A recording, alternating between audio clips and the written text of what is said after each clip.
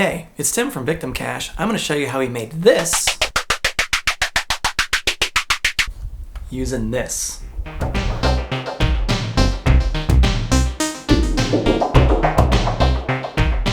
Oh, and we're going to need some of these.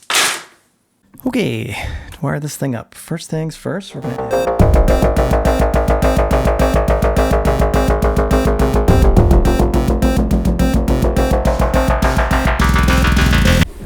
pizza break.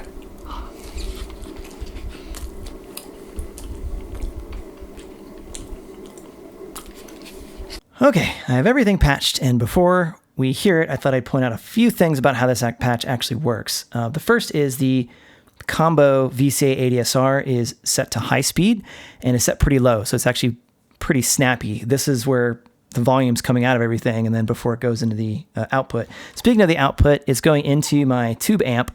I have it maxed out right now for the attenuator because I'm kind of running it hot so I can get some sort of distortion. Seems to kind of sound pretty good. I actually do that for most of the Eurorack patches that I do. In addition, you can actually do some distortion from veils. In this case, I don't really need it, so I think we have sufficient distortion going on with the tube, but I could. Let's see, what else? The second ADSR is going into the filter to modulate it, and I can control that with the second CV, so I can control the amount.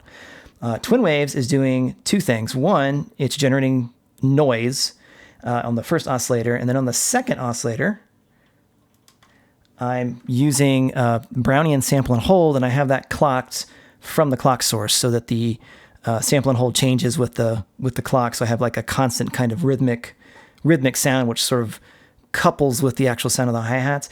This is also going into the filter, so it's basically changing the cutoff depending on how much I want to dial it in. I've got an attenuation pot here, so I can turn it down or up if I want more or less that way. And I think that's essentially it. So let's see what this sounds like. And there we go, Wasp hats. A couple things that I can do, actually a lot of things I can do, but one of them is I can set the delay if I want to make it really snappy. You know, if I want to hear some metallic stuff in there. You can also hear the Wasp doing its thing. In fact, let me turn this down a little bit.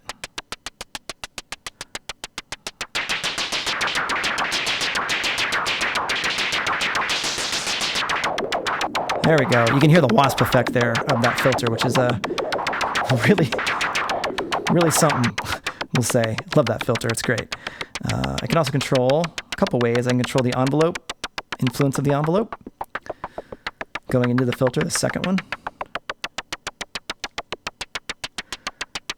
And like I did earlier, I can control the amount that the LFO, sample and hold, is influencing the end results. So that's basically Wasp. In the actual song, I record this twice, basically once for left and once for right. So I can do like a cool panning effect since the sample and hold's random.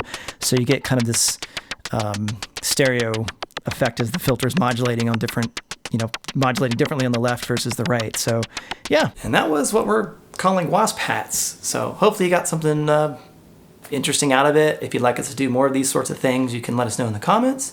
If you want to support us, you can do the whole YouTube thing. You can also go to our Bandcamp page. It's music.victimcache.com.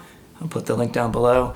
There you can go check out our albums. We've got some swag like buttons and t-shirts. And if you feel so inclined, you can pick up an album, even a 7-inch record. Until then, I don't really have a cliche outro, so I'm just going to turn around and keep working on the song.